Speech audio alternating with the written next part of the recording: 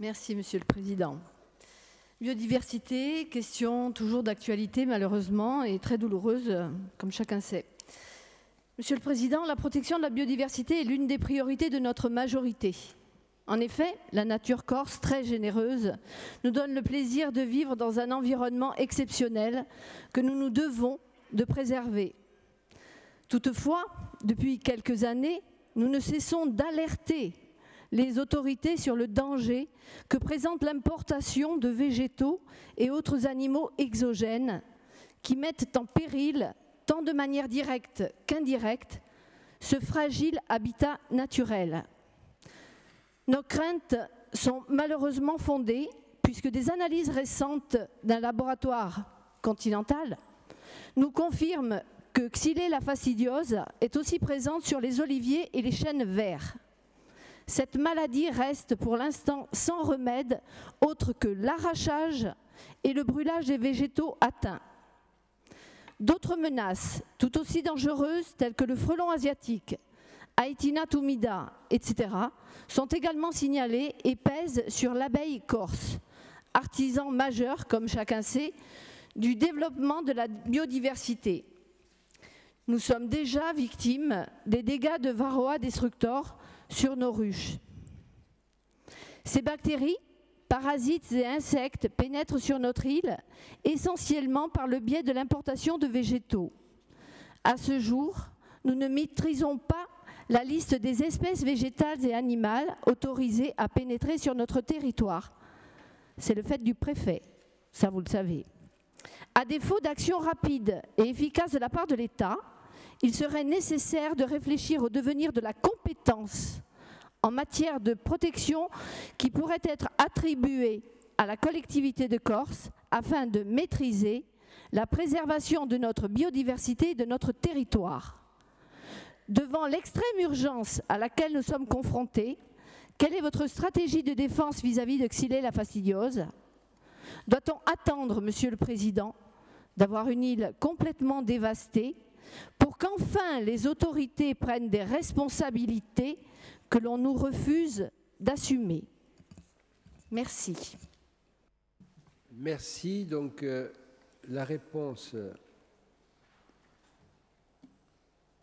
Oui, par Lionel Mortini, vous avez la parole.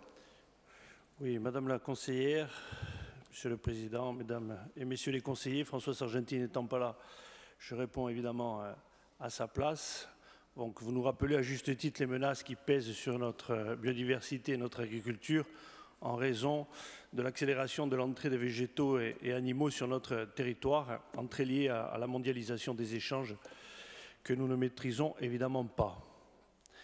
Vous nous interrogez notamment sur notre stratégie par rapport à la bactérie Xylella, dont la présence avérée commence à provoquer des dégâts visibles sans que les services de l'État n'aient apporté le moindre changement à leur politique de dérogation. Pourtant, les chercheurs, notamment de l'INRA, ne cessent de nous alerter sur les risques de recombinaison entre souches ou simplement avec des insectes ou des micro-organismes encore absents de Corse, qui, devenant de super-vecteurs, pourraient provoquer une crise aiguë et entraîner encore plus de dégâts irréversibles pour notre couvert végétal et notre agriculture. Sous couvert d'un test officiel dont le niveau de détection est insuffisant, voire très insuffisant, et malgré l'identification de plusieurs sous-espèces de Xylella dans d'autres régions d'Europe, les dérogations n'ont pas cessé, y compris pour des plantes ornementales classées par l'Europe comme ultrasensibles à Xylella, comme le laurier rose ou le romarin. Donc, à votre question, nous demandons toujours la suspension des dérogations concernant les plantes ornementales sensibles, la suspension des dérogations pour l'entrée des plantes agricoles et horticoles lorsqu'une filière locale existe, ce qui est le cas des agrumes, des oliviers et des plantes aromatiques. L'examen au cas par cas pour les autres entrées en sécurisant au maximum la traçabilité et les conditions de production en amont. La transparence en matière de données de gestion et le renforcement des contrôles. La réorientation de la demande vers d'autres espèces ornementales. Il en existe des milliers, pour 200 à 300 espèces sensibles à Xylella, et un soutien massif aux nouvelles installations et aux pépiniéristes.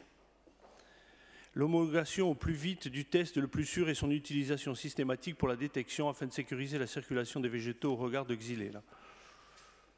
et la mise en place de moyens importants de recherche pour la connaissance et l'expérimentation, notamment sur la sensibilité des variétés locales. Notre collectivité finance déjà un programme de recherche sur les insectes vecteurs associant l'OEC, qui est le pilote, l'INRA et l'Universidad d'Igursa. Les résultats sont déjà extrêmement importants pour la connaissance de la transmission de la bactérie. De son côté, l'ODARC a soutenu la mise en place d'une production locale certifiée de plants d'olivier.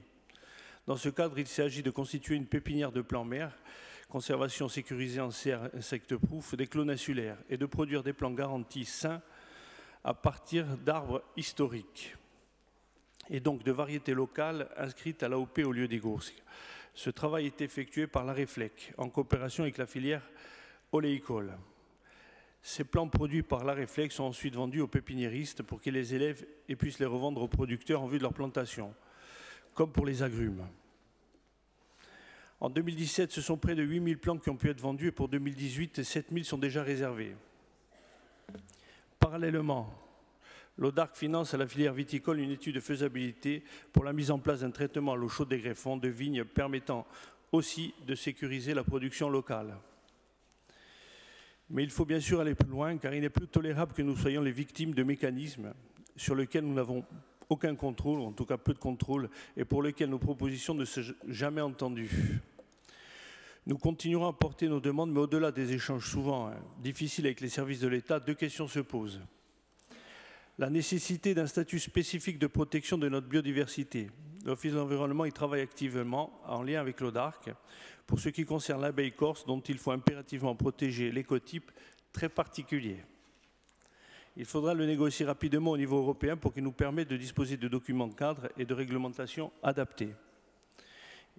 Deuxième et dernier point, c'est la maîtrise de la compétence sanitaire, animale et végétale qui aurait dû s'insérer dans le projet de statut d'autonomie et doit faire désormais l'objet d'une discussion approfondie. Sachez qu'au regard des enjeux, nous poursuivions la réflexion et l'action sur ces deux volets. Je vous remercie.